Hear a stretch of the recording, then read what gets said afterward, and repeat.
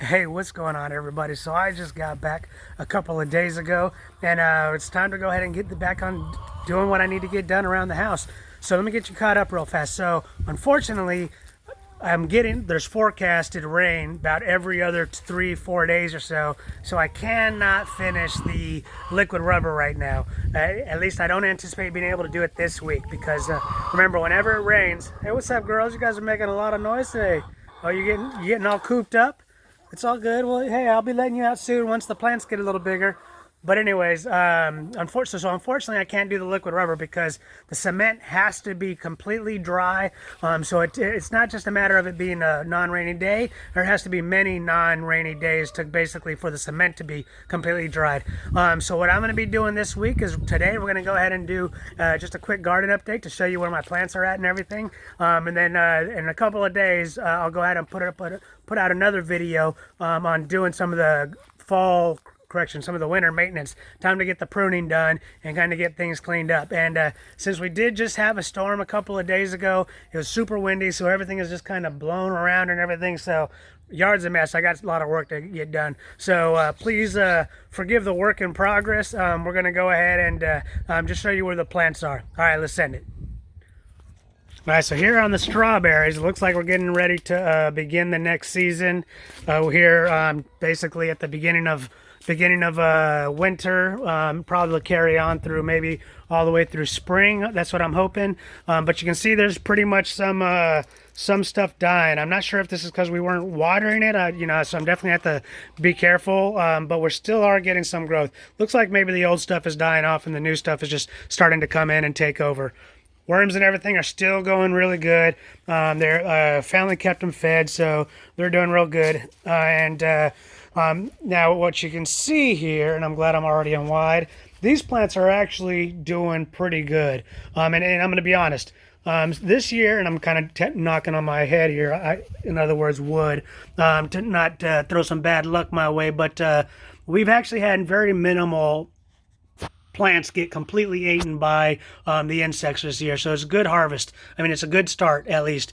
And you can see my family while I was away, they kind of loosened up the dirt just a little bit to get some of the seeds in. So we got all kind of new growth just kind of coming in around the in-ground garden here. Some Swiss chard here doing pretty good. Everything else here seems to be doing pretty good. It's got some arugula sprouting up back there. That one by the sprinklers right here is a self-seed. So that... I'm not sure if I think that is Swiss chard. And this is, the quinoa, not quinoa. I forget which, I think this is Amaranth. I forget what this is called, but that still looks like we might need to harvest it. I think harvest it. I think my family might just want it to basically go ahead and let all the seeds just fall here so we get a lot more harvest next year. All right, so let's come on back and we'll start here. All right, so we have again, you can see like there's definitely some insects, kind of chewing at the leaves and everything here. But as long as these take and get going, then they will basically turn to like this one here. And that's what I'm kind of hoping, is to basically take these out of these sort of forward ones and put them into the back of the vertical garden. The arugula is coming up. This vine looked like it was coming up, and I'm just not sure if it's not getting enough rain, pretty sure it's getting enough water. But it seems like it's drying out, so I just don't know. The beets, I think there's beets here that I just planted them all together. Probably shouldn't have done that. It's going to be pretty interesting when it comes time to harvest. But the arugula here is doing really good. So let's see here. This is a section where it was fairly decimated. The only thing surviving right now is that one and those peas back there. But the ones that was basically here, those are pretty much gone. And I do have the mint coming up again. I'm gonna have to just kind of take down. I sort of got this mint is just, don't ever put it into your in-ground garden. It just will take over, and it's like a cancer. You just can't get rid of it unless you go and do some literally chemotherapy on your soil and kill everything. But let's see here. These again, same thing here. However, when we start getting over here, these are doing a lot better. And once this gets a little bit bigger, here, let me go to wide. Once it gets a little bit bigger, I'm going to go ahead and just kind of like clip these on here so it starts basically growing up. Like you can see, this one is doing all on its own here. You know, it's about 1 o'clock in the day, and you can see just how much shade I have during winter over here. So not much sun getting over here. You know, and I'm actually surprised my sweet peppers are still going. I mean, this is kind of why they say here in San Diego, the San Diego climate is forgiving. I mean, we're all the way, we're almost in February, and we are getting some of these. We're still growing peppers. Some more kale that was self-seeding, self-sprouting. Let's see here. How's this one doing? Oh, this one just needs to get a little bit more support. Let's get this up, and I don't know if it's going to be able to hold quite yet. We'll see. Hopefully not too much wind comes. It grabs on with those little tentacles, for lack of a better term, and then go ahead and make its way on up. But overall, not doing too bad. Not doing too bad. All right, so this is on the pruning chop block for one. So is the peach tree. That's it. So I got prunes on this side. I got peaches on this side. So we'll be, again, like I said, next video we'll go through the pruning. The semi-dwarf is doing pretty good. Well, what's going on here? Oh, it looks like the string here. Yeah, all right. So it's just the sign that was on it is no longer on it, so that's what happened. It got wrapped up around there. But throughout the garden, as you can see, I'm not sure if it's the family just throwing seeds everywhere, but I'm getting all this spring mix sprouting up just about everywhere. The permissins, I'm jacking up the name right now. It's growing. I'm gonna probably not touch that one just to see how it is. The lime tree is definitely on the chop block for the pruning. We're going to be doing some crazy pruning to the fig tree, or at least I'm unsure. I'm looking at it. I'm unsure how I'm going to get at it. But by the time we do the video, I'm just going to cut and go with it. Avocado tree, we are finally coming to an end. Actually, it looks like we have finally come to an end on the Big Bertha here, the guava tree. And you can see now how, you know, instead of being like this to where I was having to like duck under it, how much higher it is. So we're gonna Big Bertha is also on the chop block. We're gonna take off some sections. I at least want a minimum want to make some more sun and air space for the avocado tree, and possibly even I'm gonna have to get another stick or something, maybe like an 8-foot stake, and go ahead and mount the avocado tree up a little bit higher. Let's see here. Yep, and you can see around the pomegranate tree, got all kind of spring mix, just doing really good. I mean, this is some really healthy greens here. It's just in real good shape. This is, yeah, man, shoot. I should have came and pulled some for lunch I just had, but I'll do it for dinner.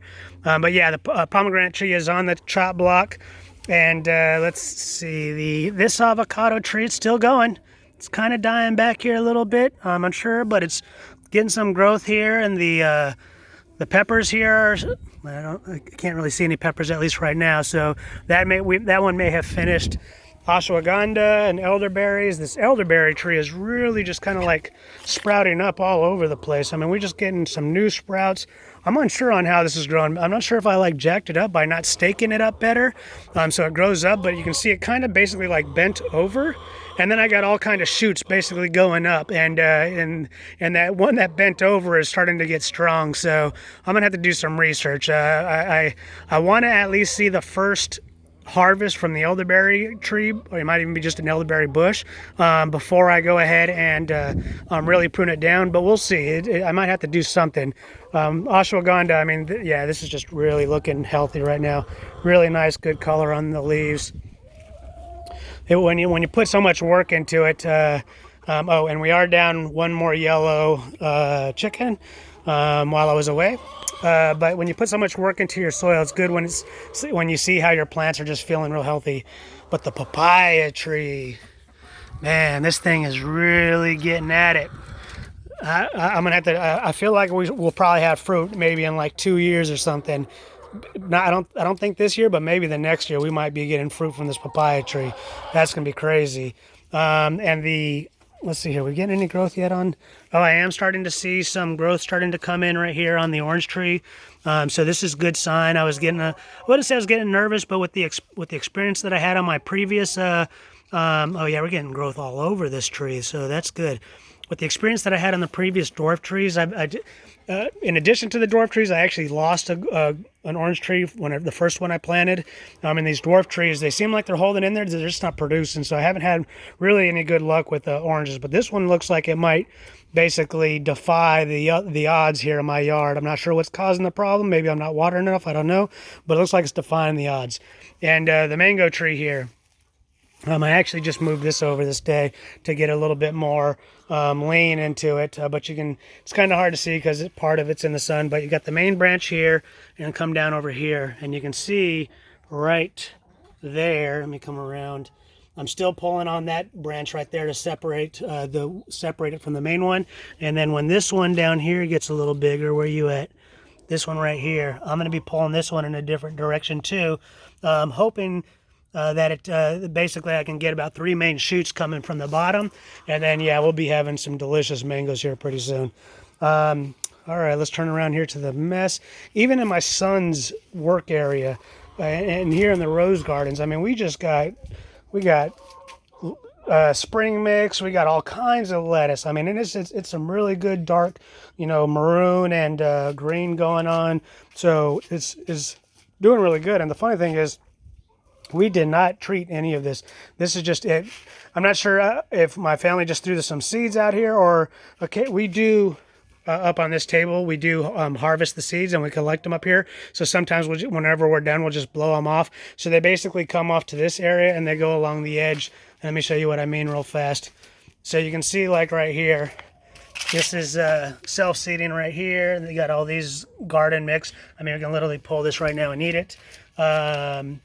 Not too much over there. The grapevine is definitely on the chop block, so that's coming. And then let's see here. I don't feel like I want to touch too much of the ají amarillo, but I'll probably take a look at it and maybe at least get rid of some of these other ones. But if you can see, let me get out of the sun because I'm directly in it. These are the main branches that were still from last year that we cut, and you can see these ones kind of growing out of it. So I want to definitely maintain some of these main ones. But again, when I come at it, I'll think about how I want to prune each tree or each bush, and then go ahead and just chop away. Oh, and I forgot to show this, so let's go ahead and you can see here where these strawberries are already starting to come in. As a matter of fact, shoot, that one's probably going to be ready here in a little bit. So it's definitely, and it's starting to get into full season for strawberry harvest. So definitely want to make sure, and the heck, as you can see down there, it's very dry. So need to get through there and water. Just had a lot of water and that's already gone. So definitely have to be mindful to make sure that the strawberries are getting some water. All right, everyone, so that's going to do it. I'm going to go ahead and post this video, give you guys a quick update, and let you know I'm back.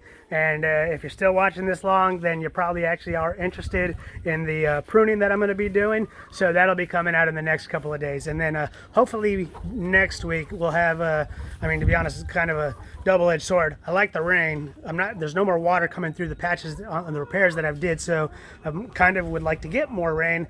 But at the same time, I also want to finish and get the liquid rubber down. But that's going to have to wait. But anyways, thank you for watching. I hope you enjoyed this video, and I'll see you on the next one.